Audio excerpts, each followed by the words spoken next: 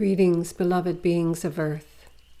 We are the Elohim, come on wings of love to touch down and kiss your souls as we witness the love that is awakening on this great planet Earth. Know, dear ones, that there are more hearts awakening, and as they do, they are opening up to loving themselves and being kind to themselves and letting go of the need for punishment. Those days are gone. In their place is a time of deciding what it is you choose to have in your life experience. It doesn't need to look like your neighbor's life or anyone else's. It is your decision how you will live, regardless of what is around you.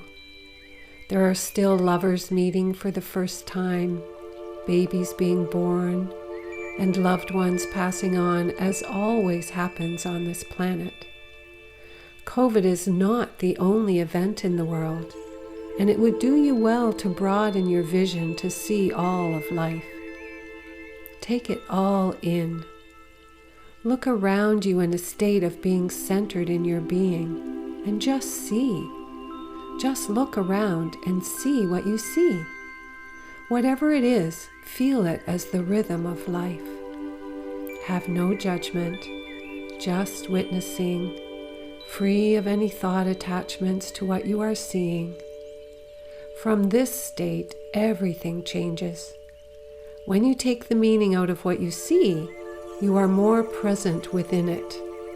When you take the meaning out of your next interaction, you are more able to be fully in it. Can you see this? Can you see how removing judgment is allowing presence? For what does judgment do? It interferes. Oh, she thinks my hair is too puffy today. Oh, he's just looking to get something out of me. Wow, she must have had a bad night. That is interference. So, beloveds, give this approach some thought this week.